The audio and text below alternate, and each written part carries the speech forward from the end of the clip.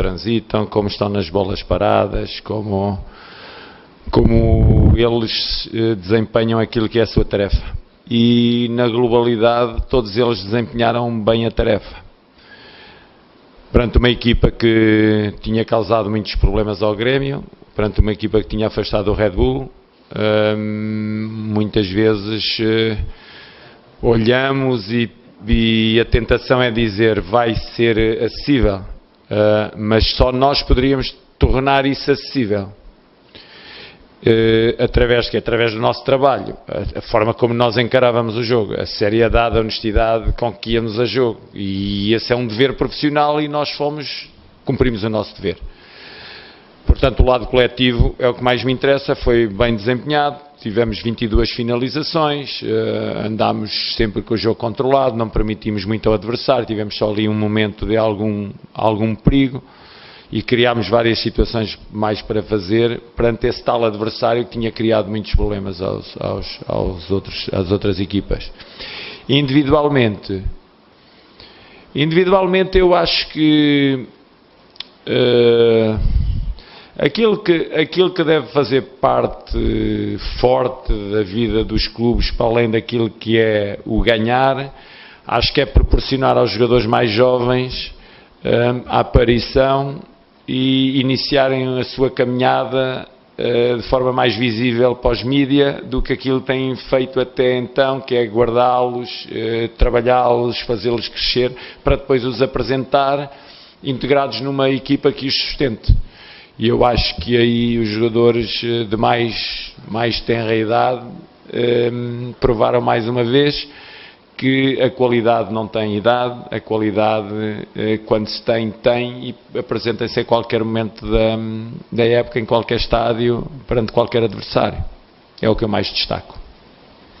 Luís, você estava falando dos jogadores mais jovens, eu queria saber se você conhece a história do Janderson, né? Que é uma história que me emocionou muito. Se você procura saber a história de cada jogador, se você usa isso no dia a dia, até para saber como começar com cada um, para motivar, e a história dele é muito bonita, né? O que você enxerga desse jogador além do campo? Sabe, é isso mesmo. Tocou aí num ponto que muitas vezes passa despercebido a muitas pessoas, e as pessoas olham para nós, não é só para o Janderson, as pessoas olham para nós como umas máquinas. Fundamentalmente no futebol olham como uns seres que não sentem, uns seres que não viveram, que não têm história e que podem ser agredidos a qualquer momento por tudo e por todos, porque têm de suportar, porque tem de ser assim. E esquecem-se que muitas vezes a agressão que nos fazem é uma agressão que nos passa ao lado, porque nós passamos por situações na vida que nos agrediram muito mais que essas que nos tentam fazer ao longo das nossas vidas. E propriamente no futebol.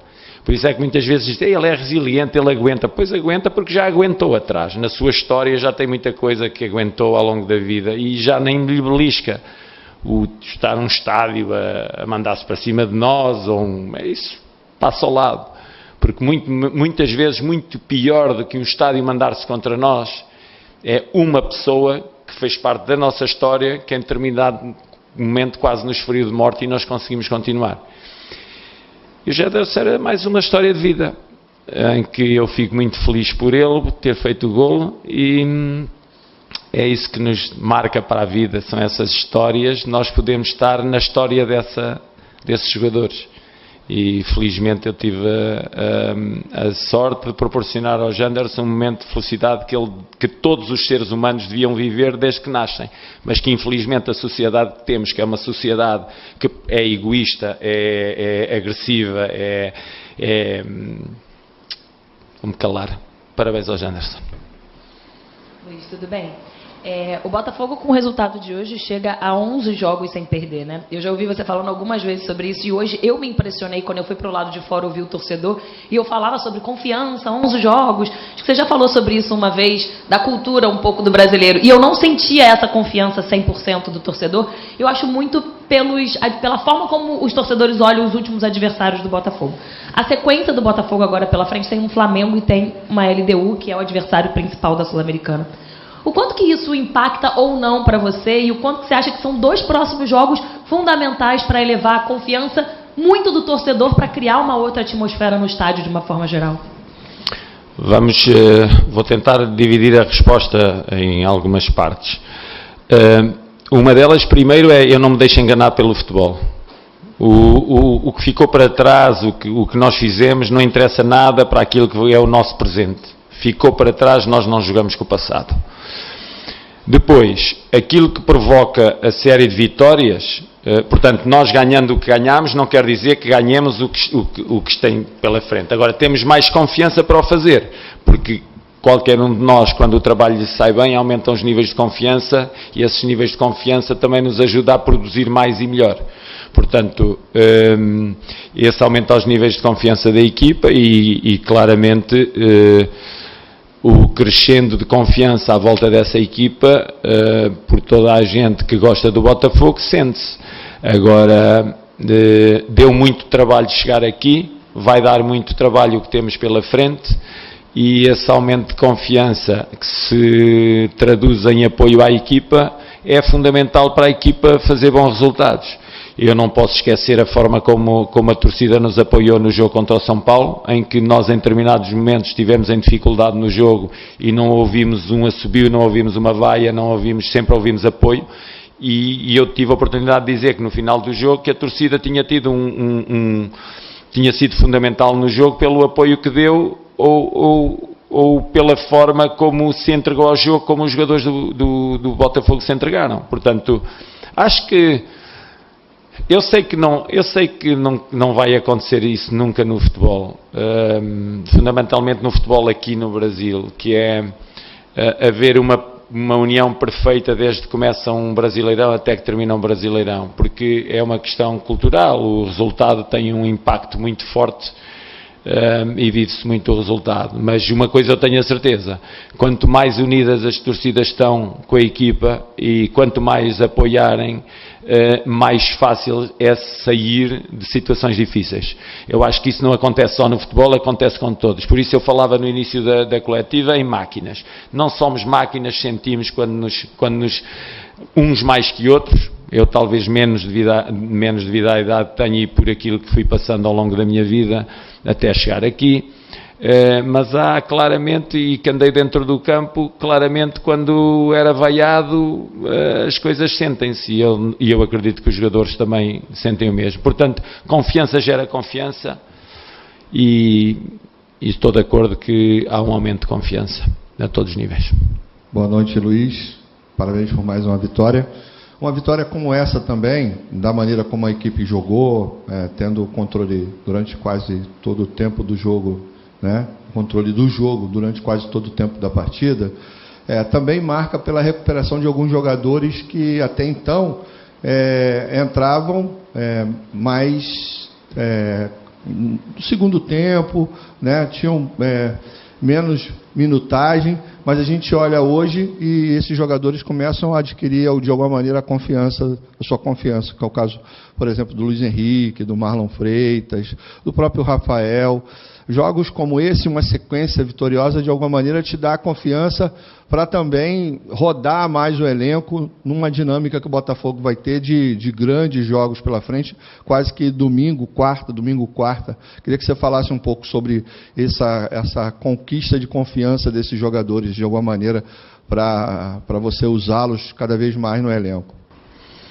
Sim, o volume, a densidade de jogos tem sido muita, e o que vem aí até à paragem FIFA é uma enormidade. É algo que tem de ser repensado por toda a gente. Não vale a pena nós voltarmos outra vez ao mesmo tema. O que é que querem do futebol brasileiro? O que é que querem dos jogadores? A FIFA neste momento está a pensar, a obrigar as equipas a terem sempre um dia de folga por semana.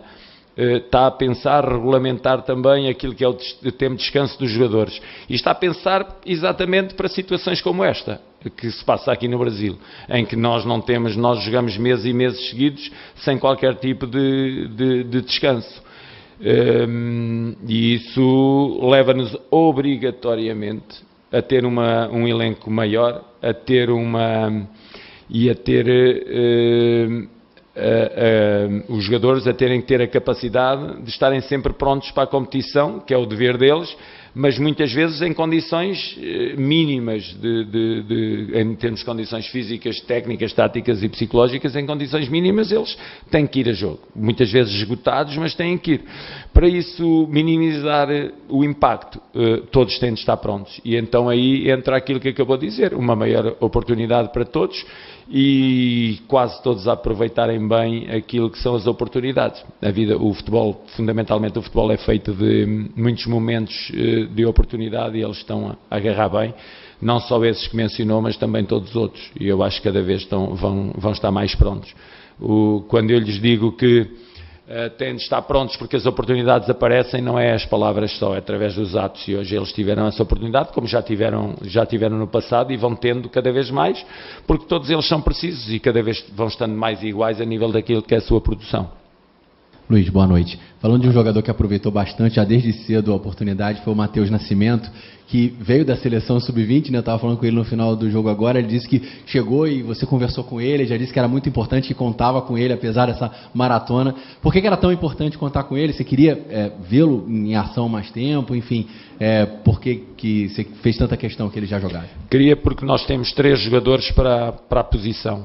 Tiquinho Soares, temos o Matheus Nascimento e temos o Janderson. A melhor forma de nós protegermos os nossos jogadores mais jovens é não os expor a situações de grande agressão.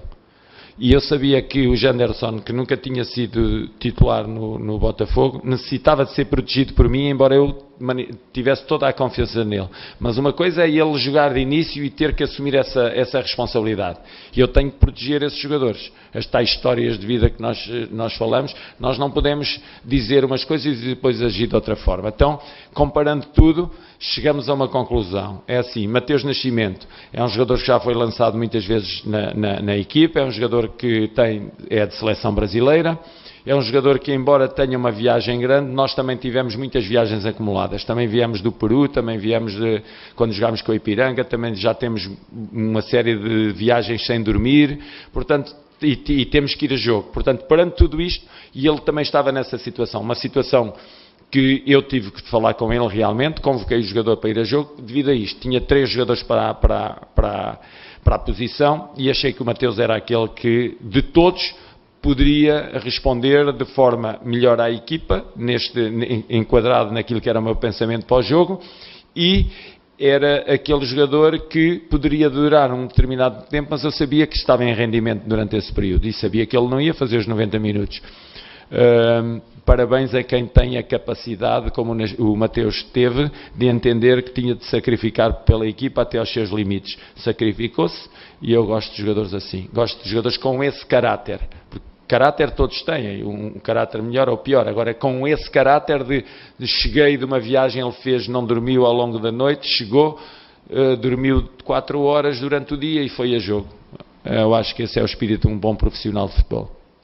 Se me permite mais uma, ainda tem Brasileirão agora e Sul-Americana, mas falando da próxima fase da Copa do Brasil, pelo formato de sorteio, né, que já vai acontecer, existe a possibilidade já na próxima fase ter muitos clássicos importantes do futebol brasileiro. Assim.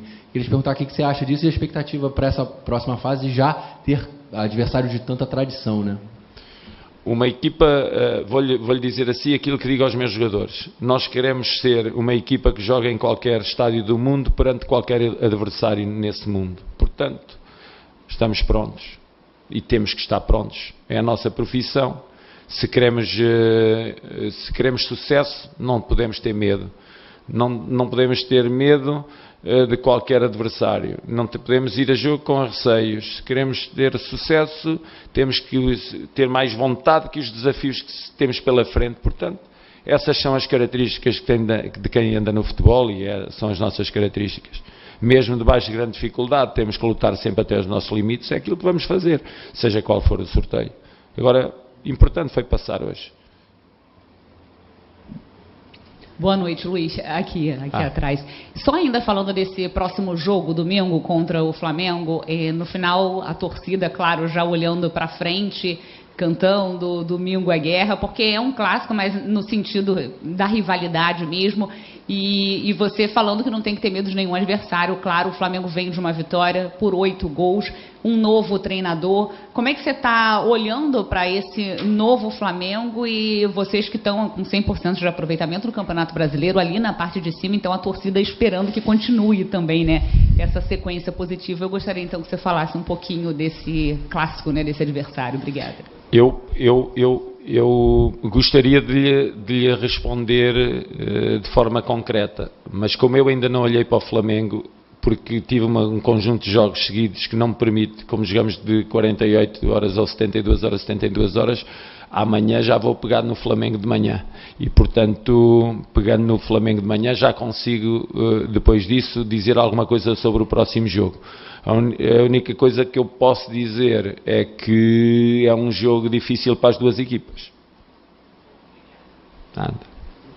Luiz Castro, boa noite, parabéns pela vitória. Eu ia também nessa linha projetando o jogo contra o Flamengo domingo, porque há pouco tempo o Botafogo sempre enfrentava o Flamengo sendo apontado como favorito. Foram assim nos últimos jogos. Só que agora o Botafogo engrenou essa sequência, está invicto há 10 partidas. Você acha que nesse momento o Botafogo chega com igualdade de condições para vencer, como o Flamengo? Tem favorito? É um jogo igual? É meio a meio aí? Eu sinceramente nunca percebi muito bem o que é que importa o favoritismo para um jogo de futebol. Porque o futebol deu-nos tantas lições ao longo das nossas vidas que não interessa nada quem é ou quem não é favorito. Eu acho que um jogo... Eu compreendo que 60-40, 30-70, 10-90, depois 50-50, depois anda-se ali à volta daquilo e depois... Aí dá para mais umas horas de conversa, mas não se chega a lado nenhum, porque só jogando é o que mais interessa, é o jogo em si, aquilo que é vivido. O clássico é clássico, está tudo dito. É clássico. O que é que se espera de um clássico? Sempre há algo de vibrante, algo de emocionante. Vamos lá, vamos jogar. Boa noite, professor. Aqui atrás. Dos 31 gols que a equipe fez nessa sequência invicta de 11 jogos, teve mais ou menos aí uns 2 picos, vamos dizer assim.